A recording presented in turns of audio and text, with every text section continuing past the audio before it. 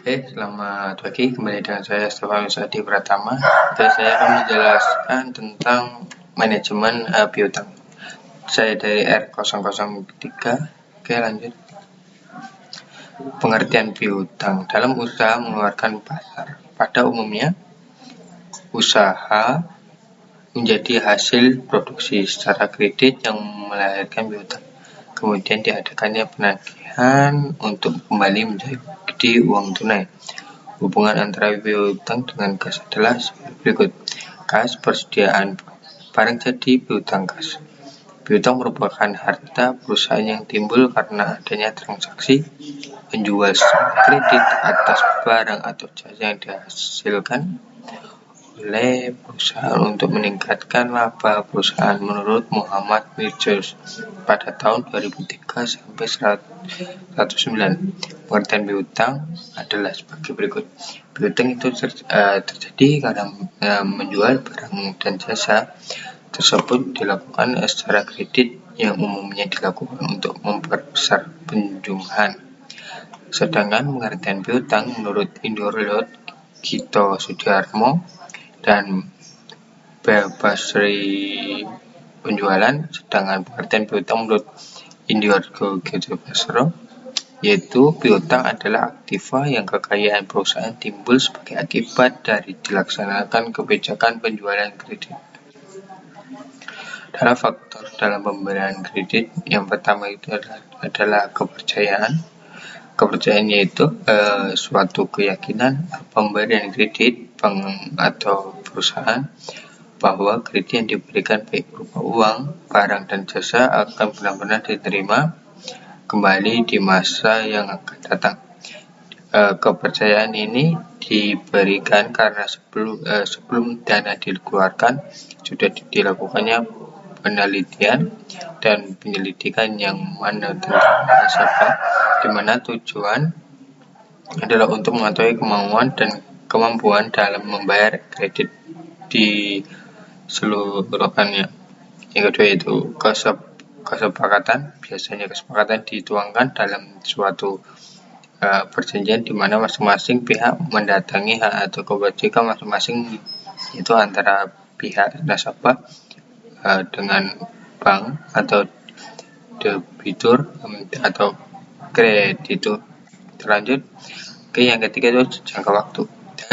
Jangka waktu ini pada setiap kredit diberikan pasti memiliki jangka waktu tertentu. Jangka waktu ini juga mencakup masa pembalian kredit yang telah disepakati. Jangka waktu tersebut biasa berbentuk jangka pendek, menengah, atau jangka panjang. Untuk kondisi tertentu, jangka waktu ini dapat diperpanjang sesuai kebutuhan yang disepakatan. Yang keempat itu resiko.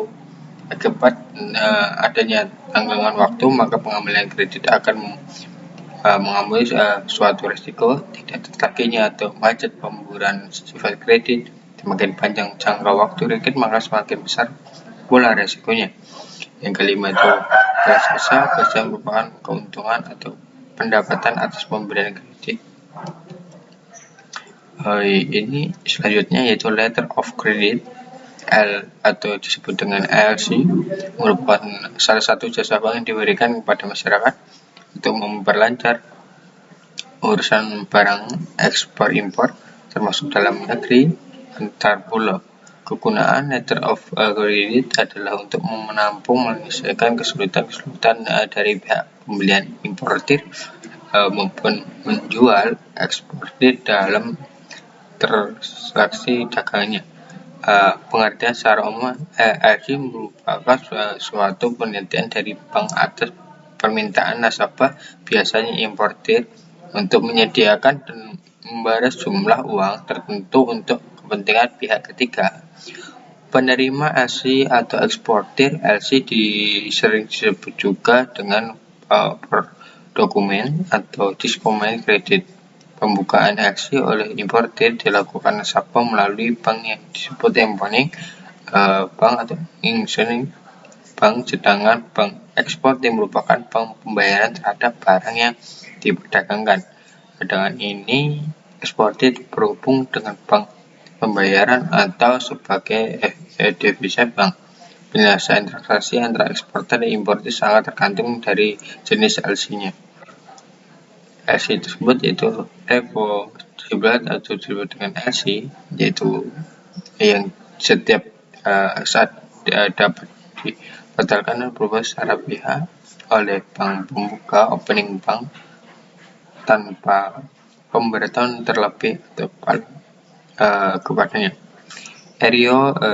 Aero Chamber, kebalikan dari LC, tidak dapat dibatalkan atau diubah tanpa persetujuan dari semua pihak yang terlibat. LC merupakan syarat pembayaran langsung pada saat dokumen diajak oleh eksportir kepada devisa bank. Urgency merupakan pembayaran barang dilakukan dengan tanggungan waktu tertentu, misalnya 1 bulan dari pengiriman barang atau 1 bulan setelah penunjukan dokumen. Kebijakan dalam manajemen piutang. Piutang sendiri merupakan unsur modal kerja dalam kondisi berputar, kondisi ekonomi, penetapan harga produk, kualitas produk, dan kebijakan kredit perusahaan adalah berbagai pengaruh utama dalam tingkat piutang usaha perusahaan. Kebijakan dalam manajemen piutang didasarkan pada yang pertama karakter para manajemen, yang kedua kapasitas yaitu kemampuan atau kesanggupan membayar, yang ketiga capital yaitu kondisi posisi keuangan, yang keempat short dollar yaitu besar harta pelanggan, yang kelima kandida yaitu kondisi ekonomi, sosial, politik, dan bisnis. Pengumpulan politik yang digunakan untuk tingkat efisiensi pengumpulan data. Dikatakan efisiensi apabila waktu rata-rata pengumpulan piutang lebih kecil daripada waktu piutang yang telah ditetapkan. Banyak piutang akan tertagih akan membuat biaya penagihan meningkat. Akan tetapi usaha pengumpulan piutang juga tidak dianjurkan terlalu agresif karena dapat mengurangi penjumlahan keuntungan perusahaan di masa akan datang. Merupakan pelanggan akan beralih ke perusahaan lain dalam hal pesaing.